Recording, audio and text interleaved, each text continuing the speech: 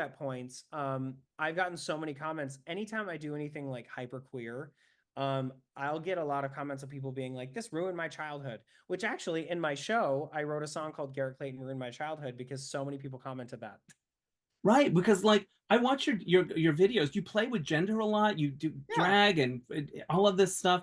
You know, I mentioned when I was coming up as a dancer, we were always trying to not give it away. We were always trying to move butch. Like it even I think it's still in my generation. I think it's still a little bit of our thing.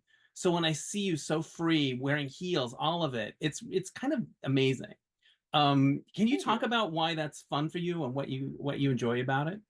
I think because I was under lock and key for so long, for like the first 6, 7 years of me really like having my break and having my image tailored and the way I spoke tailored and the way I was allowed to act around people, the way I was supposed to answer questions, the way who I should and shouldn't be hanging out with.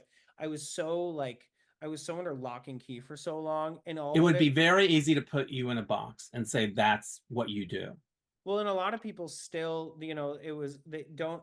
I don't think they realized like a lot of opportunity, even still today, is like off of perception, not off of ability. So, like, I'll get opportunities now where sometimes people will be like, is Garrett okay if we don't know if we should offer this to him because it would offend him. And I'm like, why would it offend me?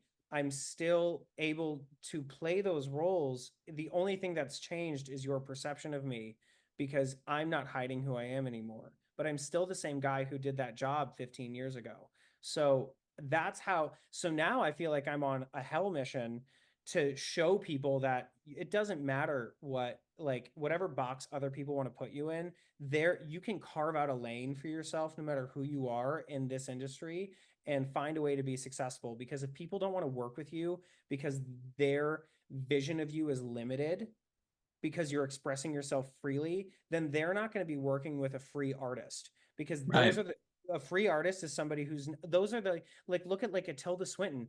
If somebody told Tilda Swinton to stop being so wonderful and free, then Tilda Swinton wouldn't be Tilda Swinton. And that's the kind of person I look up to. Like I want, when I'm at the age Tilda Swinton is right now, that people can look at me and be like, Garrett Clayton has played a variety of roles in a fascinating amount of ways because he never let anyone limit his creative ability. And it is my hell mission to make sure young people know that you can carve out a path for yourself no matter what anyone's expectations for you are. Do you hear from young people that you've inspired in that way? I've heard from young people in a variety of ways, and it's Yeah. really given me a lot.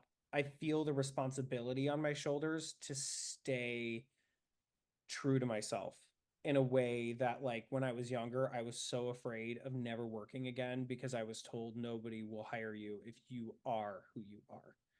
And I don't even have half of the things against me that a lot of people do in different minority groups, in different gender groups. Like, so I can't even wrap my head around the things those people are up against. So if me being, a, a white boy who is just gay, and that is enough for people to deter people from hiring me, and I'm up against something, I should, looking at the challenges those people are facing, I feel a responsibility to be emboldened and to be like, I stand with every other person who's queer or in minority groups, women. Like, I see us all together in this like fight to not be limited by anyone else's expectations of what creativity and freedom looks like. What did it feel like when you came out and that thing was off your shoulders? Did it feel liberating or was it like, oh shit, what have I just done? At first, it was liberating because I just made it an Instagram post, and then I went to go work out for an hour, and then I And you're because I like, oh shit, what did I do? I Uh, it was after, because I thought nobody would care. I really did. I was just like, only people on my Instagram are going to care. But then I got hit up. I saw, like, news outlets around the world were picking it up, and everyone I knew was texting me links to everything and being like, "Oh my God." But it honestly, I stood behind it and I still stand by it. I love it. Was there something that prompted that moment or did you just feel like it? It was very intentional, and I talked about it a long time with my now husband Blake. Um, because I wouldn't have the voice I did now if I sucked it up to get through all the crap I had to get through. The unfortunate reality of the world we live in is like, if I didn't have the resume and the credits I did, nobody would want to talk to me about this stuff. Right. And so I knew I would it was already told, it was told very clear to me by the people who were representing me at the time that I don't work with anymore, that nobody wants to fuck the gay guy, they want to shop with him. So we're going to have to figure this out. So that is the thing that They I, literally say that stuff. They say those things in those meetings. yes, it was told to me at the Polo Lounge. I remember. At the And Polo Lounge of all I know. places. No, it's such a cliche, and No.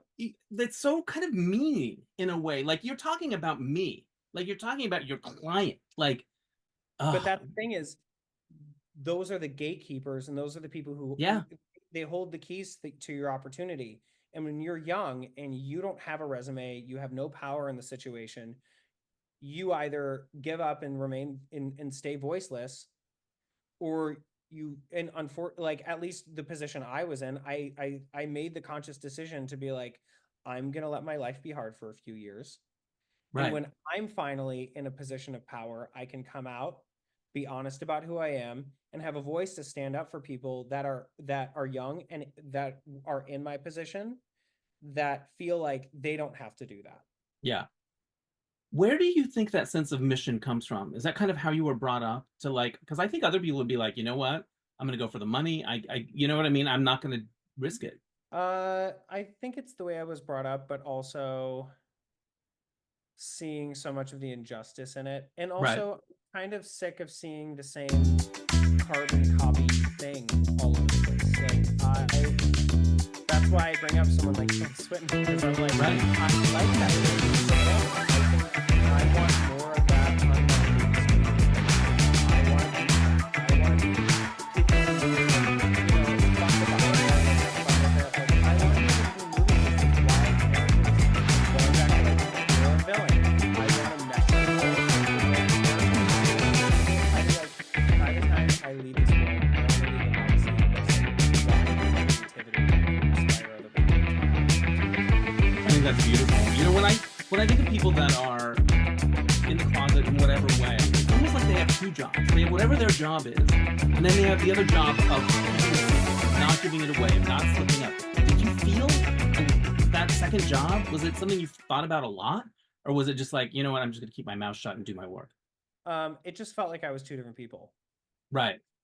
I completely, because everyone thought my big secret was that I was gay, but my big secret is that I was in a long-term relationship with somebody. I was living like, I felt like I was in like a real rom-com, like one of Oh those wow. like crazy love stories where you met somebody before your whole life changed, but you love each other too much to let it go. So we had so many difficulties. Like, he didn't want to go to events with me because he didn't want to have to pretend he didn't love me, and I didn't blame him for it. But then I ended up having to go to these events with people trying to flirt with me, and having to act interested in women, but knowing that I didn't want to invest so But much energy. it couldn't go anywhere because you were in love Well, with somebody else.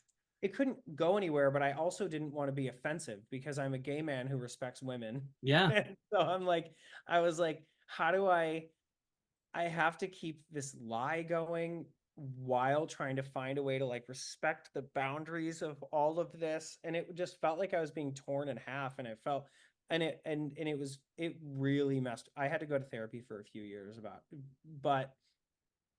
but I'm a much stronger, happier person because of it.